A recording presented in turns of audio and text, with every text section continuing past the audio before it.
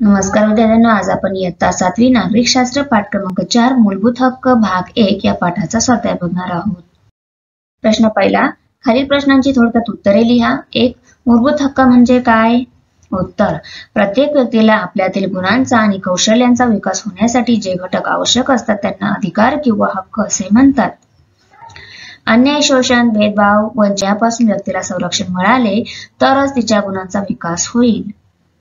संविधानाद्वारे अशी पोषक परिस्थिती निर्माण केली जाते, यास मूलभूत हक्क असे म्हणतात। प्रश्न 2.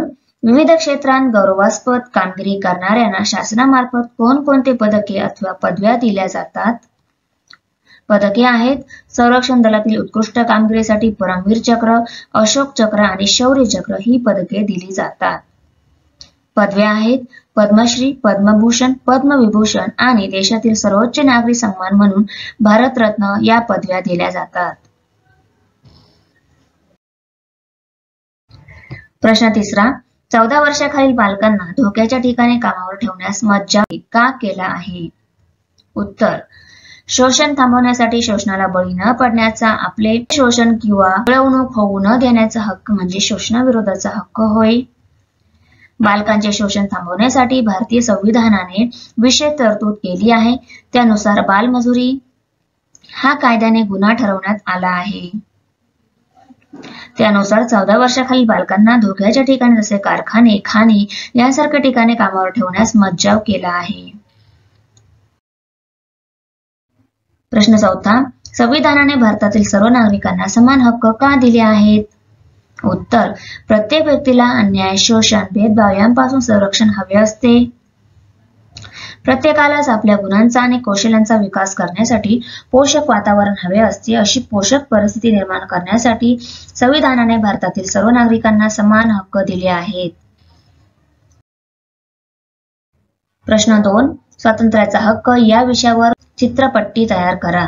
शिक्षण हा आमचा हक्क आहे। किमान वेतनाची हमी मिळालीच पाहिजे, तो आमचा हक्क आहे।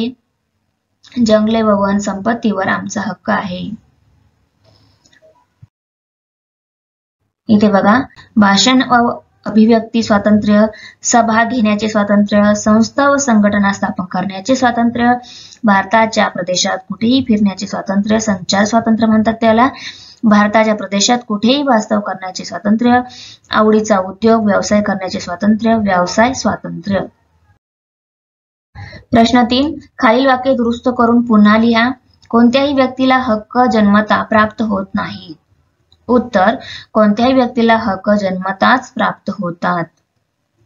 सरकारी नोकऱ्या देताना सरकार धर्म, लिंग, जन्मस्थान यांवर आधारित भेदभाव करून तुम्हाला नोकरीपासून दूर ठेवू शकते। सरकारी नोकऱ्या देताना सरकार धर्म, लिंग, जन्मस्थान यांवर आधारित भेदभाव करून तुम्हाला नोकरीपासून दूर ठेवू शकत नाही। प्रश्न 4. पुढील संकल्पना चित्र पूर्ण करा। स्वातंत्र्याचा हक्क, भाषण स्वातंत्र्य, सभा स्वातंत्र्य, संस्था व संघटना स्वातंत्र्य, संचार स्वातंत्र्य, भारतभर वास्तव्याचे स्वातंत्र्य, व्यवसाय स्वातंत्र्य। Thanks for watching video. इयत्ता 7वीच्या मराठी, सेमी आणि इंग्रजी या माध्यमांच्या सर्व विषयांच्या स्वाध्यायाच्या नवनवीन व्हिडिओसाठी चॅनलला सबस्क्राईब नक्की करा, लाईक करा, कमेंट करा आणि वर्गमित्रांना शेअर करा।